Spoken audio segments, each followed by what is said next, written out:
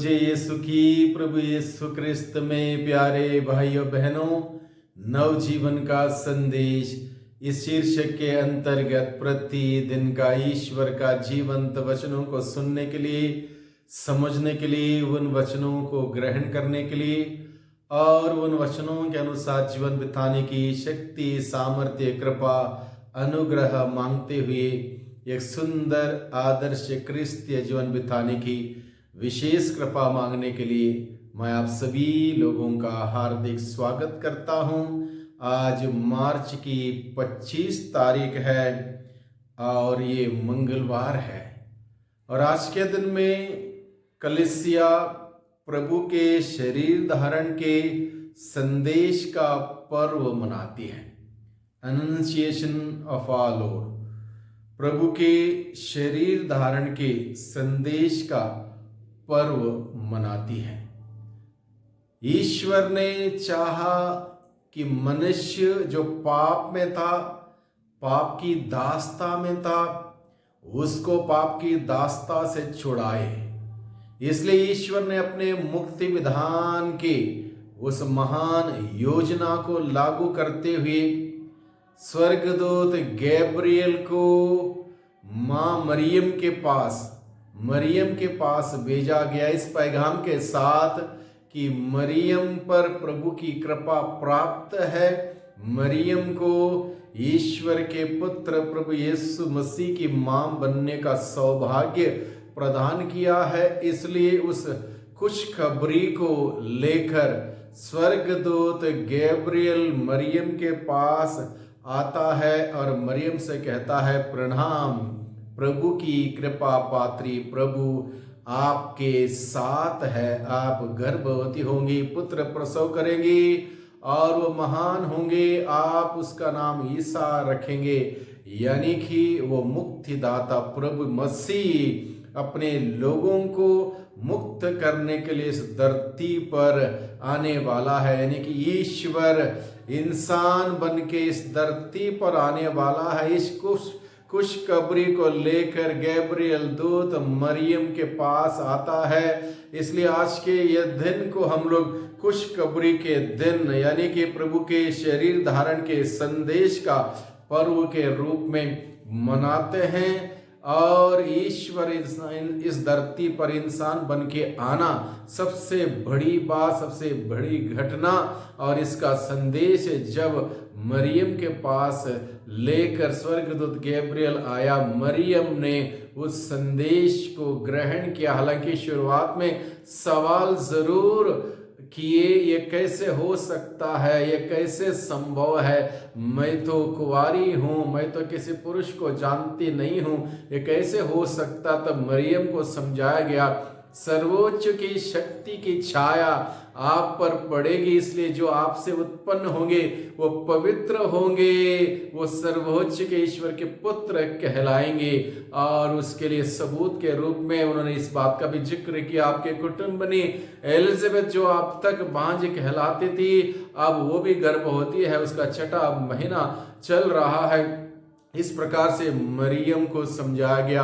मरियम ने उस मुक्ति विधान के पैगाम को, उस खुशखबरी को ग्रहण किया।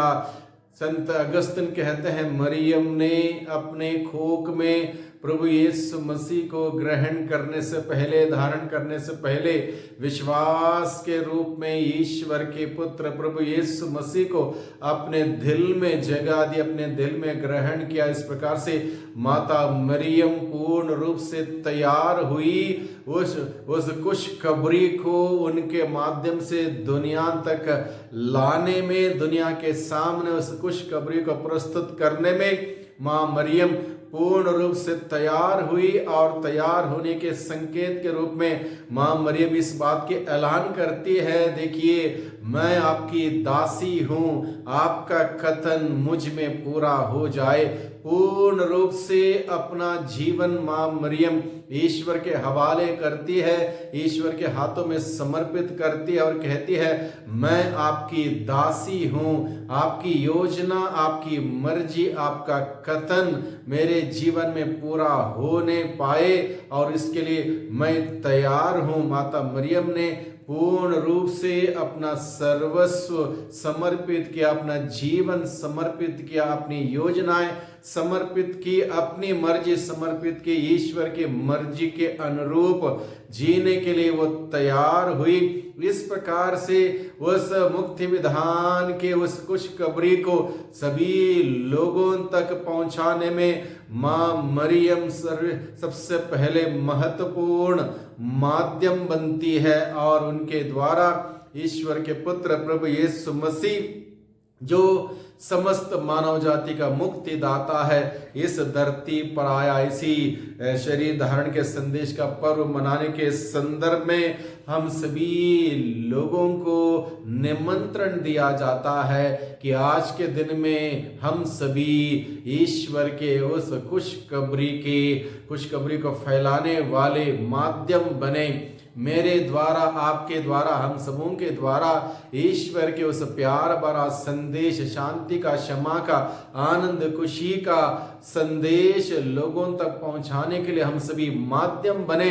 इसके लिए हम सभी लोगों को अपने आप को ईश्वर के हवाले करना होगा, ईश्वर के हाथों में समर्पित करना होगा, ईश्वर के मर्जी के अनुसार जीना होगा। जब हम लोग ईश्वर के मर्जी के अनुसार जीने के लिए अपने आप को ईश्वर के हवाले करेंगे और उसकी मर्जी स्वीकार करेंगे, उस मर्जी के अनुसार जीने के लिए अपने जीवन के त्याग तपस्या के द्वारा तैयार हो जाएंगे, निश्चित रूप से हम भी उस खुशखबरी को फैलाने वाले हम सभी बन पाएंगे। आज के दिन में दुनिया भर में दुख का समाचार है, अशांति का, अन्याय का, भेदभाव का, आतंक का, लड़ाई झगड़े का समाचार फैल रहा है। और इस बीच में मुझे और आपको, हम सभी लोगों को प्रभु बुलाते हैं, भाइयों बहनों, ईश्वर के मुक्ति विधान का संदेश का वाहक बनने के लिए, शांति का संदेश का वाहक बनने के लिए, प्यार, शांति, क्षमा, न्याय, अमन, चैन का संदेश